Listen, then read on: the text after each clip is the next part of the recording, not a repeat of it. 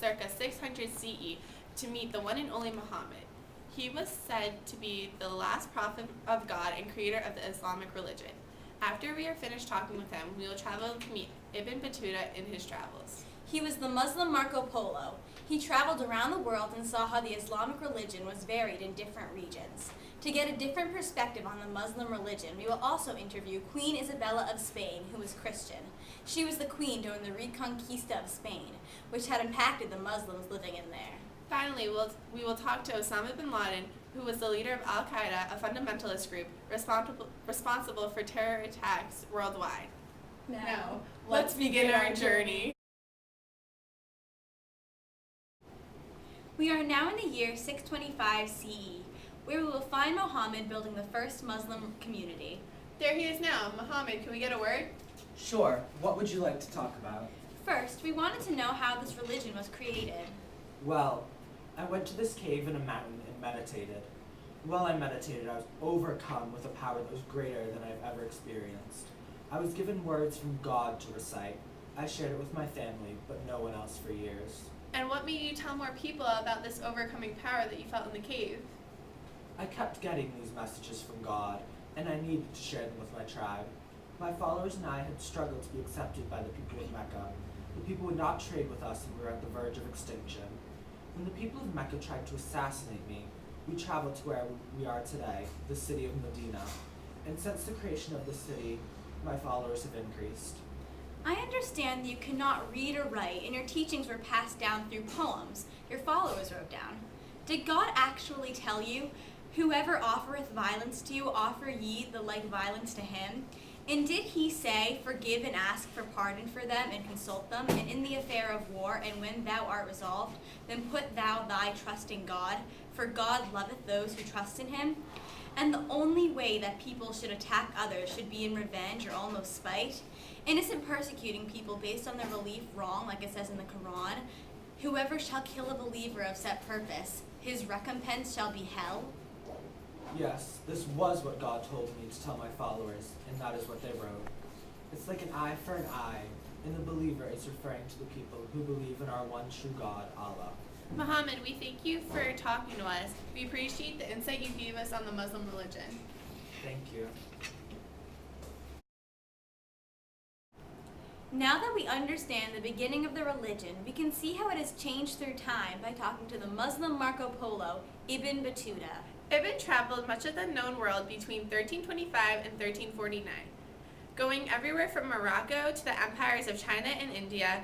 In total, it is estimated that this fantastic explorer traveled a total of 73,000 miles, an almost impossible feat in his day.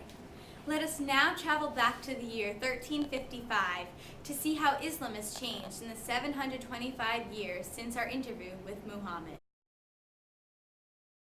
Ibn, can we have a word?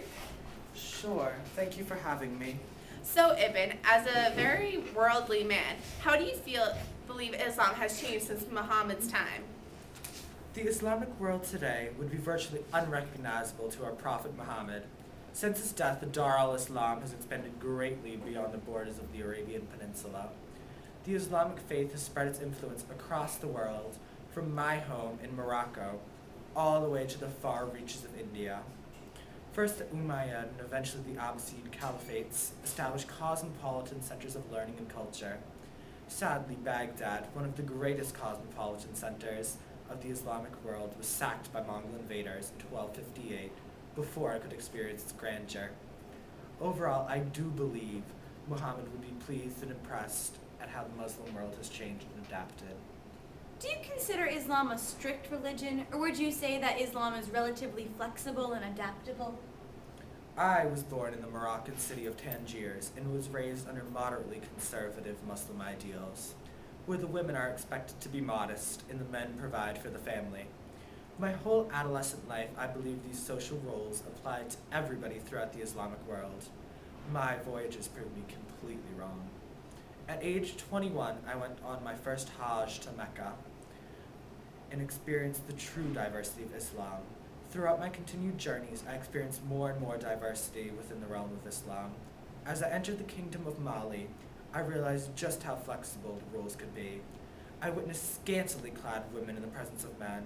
I also noticed that the most beautiful women were much more highly respected than some men. This would be unheard of in Tangiers. Overall, throughout my travels, I have found that Islam has been able to adapt and fit the needs of the people and their cultures. Now I must be going. I have business to attend to. Thank you for your insight, Ibn. It's been truly interesting. To get a different perspective on the Muslim religion, we need to talk to a Christian. We are in the year 1502 in Granada to talk to Queen Isabella I of Spain. We will talk to her about her role in the Reconquista. The Reconquista was a time in Spain where the Spanish Christians pushed the Moors to the south. The Moors were the Muslims living there at the time. There's Isabella now. Can we get a word with you? Of course. And what will we be discussing today? We were wondering if you could tell us about the Moors' history in Spain. The Moors invaded Spain in 711, running out of the Visigoths that were ruling Spain. The Moors' culture spread through Spain. However, they never created a real centralized government, which contributed to their downfall. Finally, when I married my husband Fernando II of Aragon, Spain was united. Together, we went on to reconquer the last Moor city of Granada. This is really fascinating, but what happened to the Muslims that were living there? The king and I required the people to convert to Christianity. And what would happen if they didn't convert? The king and I instituted them, Spain and the Inquisition, a radical process to ensure all people converted to Christianity. Those that did not comply were ruthlessly tortured and eventually executed to ensure the stability of a strong Catholic monarchy. Many have criticized those tactics. However, they were very effective and necessary at the time. Thank you for your time, Isabella. As you can see, the West began persecuting the Muslims. This continued throughout the next few centuries and led to anger and hostility in the hearts of many Muslims. This is seen more so in the 20th century with the influence of Osama bin Laden. Maybe we can get a few words with him. Osama, could we have a word? Sure, but could you make it quick? I have business to attend to. You have led much controversial action in the past years. What beliefs have caused these actions? I am driven by my faith. I am a devout Shiite Muslim, following what some might call an extreme form of Islam. I have never had any formal religious education, but I firmly believe that the return of Sharia law, the true law of God, will restore greatness to Muslim nations. So, do you believe that the Quran and the words of the Prophet should be followed precisely and taken at face value? Of course, these are the Prophet's words and God's orders. They should not be interpreted or modified. You seem to be driven by something more than pure religion. What has caused you to target the West in your actions? Western powers have destroyed much of the integrity of Islamic countries. They come in and meddle with our governments. They fight against our religion and seem to hate us for our beliefs. They have even created Israel, a country that has no rights to exist in our land, and that we will one day destroy. The Jews cannot be trusted and have no place here. Does this animosity towards the West extend to their supporters as well? Yes, other Muslims who support them are helping in the degradation of our Islamic countries and are not true believers on our pure form of faith.